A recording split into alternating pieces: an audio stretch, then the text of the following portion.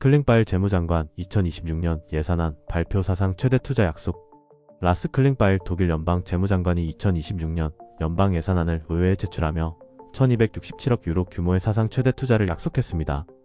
그는 이를 통해 성장, 경쟁력 강화, 고용 안정에 기여하겠다고 밝혔는데 동시에 국민들에게는 용기 있고 불편한 결정이 필요할 것이라며 긴축과 개혁을 예고했습니다.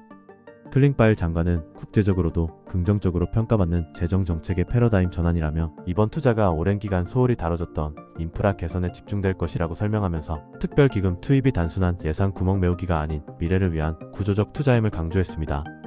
2026년 예산안은 기본 예산 5,205억 유로, 신규 국채 발행 1,743억 유로, 여기에 인프라기후 보호연방군 특별기금과 기후전환 기금을 포함해 총 6,300억 유로 지출을 계획하고 있습니다.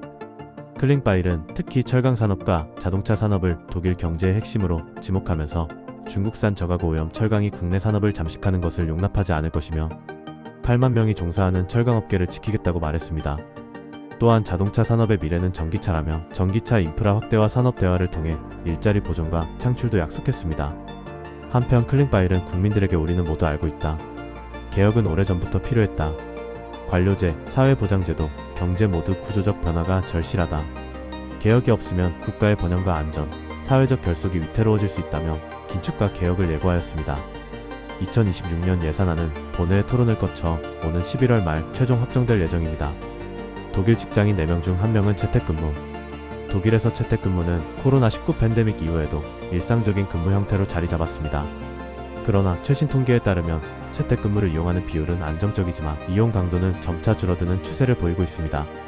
연방통계청 발표에 따르면 2024년 전체 취업자 가운데 24%가 적어도 가끔은 재택근무를 활용했는데 이는 2023년 23%, 2022년 24%가 비슷한 수준입니다.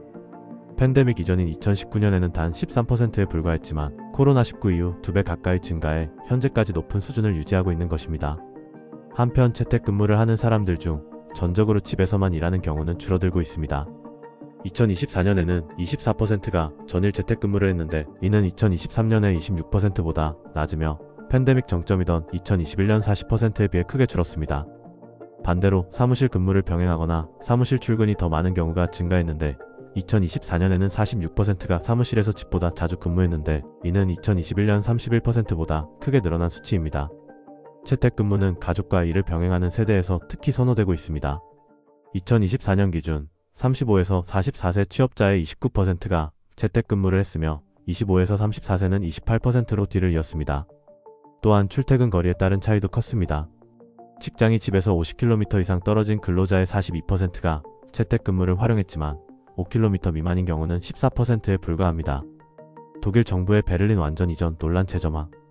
최근 베를린 완전 이전에 대한 논의가 정치권과 지방정부 사이에서 다시 불거지고 있다. 5월 정치인 요엔 베게너는 에르베베24 인포라디오 인터뷰에서 승진 기회를 원한다면 많은 사람들이 베를린으로 이동한다며 전부 이전이 필요하다고 주장한 바 있습니다. 이에 대해 본시와 노르트라인 베스트팔렌 주정부는 강하게 반발하고 있습니다. 세금 납부자 연맹 회장 홀츠나겔은 본과 베를린 간의 행정 기능 이중화를 비용이 많이 들고 번거로우며 불필요하다고 비판했는데 그는 두 번째 행정수도 운영이 경제적 효율성을 해친다고 주장했습니다. 이에 대해 본시의 카티아 도르너 시장은 즉각 반박했는데 그녀는 TPA 통신과의 인터뷰에서 베게너의 제안은 시대착오적이고 터무니없다고 지적했습니다. 에네르베 주정부의 나타나엘 리민스키 장관도 강경하게 반발하며 본 베를린 문제에 관한 가짜뉴스는 이제 그만해야 한다고 강조했습니다. 리민스키 장관은 비용 문제에 있어서도 베를린으로의 완전 이전은 수십억 유로에 달하는 비용이 소요될 것이라며 현재 본 베를린 이원 운영에 드는 연간 1천만에서 2천만 유로가 비교적 효율적인 투자라고 말했습니다. 또한 코로나19 팬데믹과 우크라이나 전쟁 경험을 통해 본의 두 번째 연방 정치 중심지를 유지하는 것은 필수적이라고 덧붙였습니다.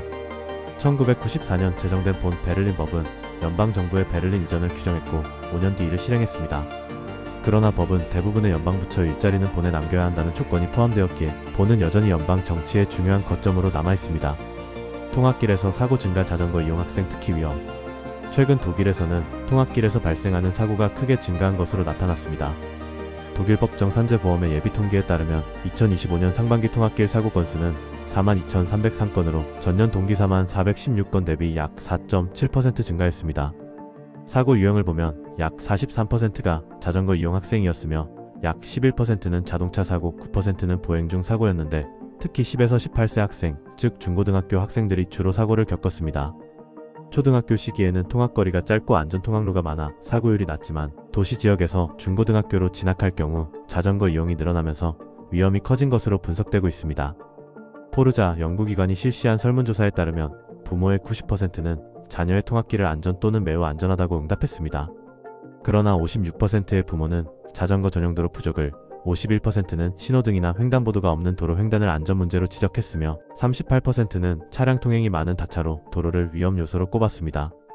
또한 부모의 약 3분의 1은 최근 12개월 동안 자녀가 통학길에서 최소 한 번 이상 위험한 상황을 경험했다고 답하며 안전 개선 방안으로는 학교 주변 속도 제한, 교통 완화 구역, 잘 보이는 횡단보도, 학교 인근 부모 정차 구역 등이 제한됐습니다. 2025년 난방비 급등, 가스 석유 가격 상승이 주요 원인. 독일 내 난방비가 올해 크게 오를 것으로 전망됐습니다. 비영리 단체 코트 온라인이 발표한 2025 난방비 지표에 따르면 평균적인 다가구 주택 70스퀘어미터의 가스 난방비는 전년 대비 약 15% 증가해 연간 약 1180유로에 달할 전망입니다. 코트 온라인의 보고서에 따르면 난방 방식별 비용 증가폭은 다음과 같습니다. 가스 난방 플러스 15% 약 1180유로, 지역 난방 플러스 2% 약 1245유로, 난방유 플러스 3% 약 1055유로, 목재 펠릿 플러스 20% 약 740유로, 히트펌프 플러스 5% 약 715유로. 한편 코트 온라인은 적정 온도로 난방기 설정, 짧고 강한 환기, 온수 사용량 감소 등을 통해 난방비를 연간 평균 400유로 절감할 수 있다고 밝혔습니다. 전문가들은 가스와 석유를 이용한 난방비가 향후 20년 내 현재의 약 3배로 오를 가능성이 크다고 경고했습니다.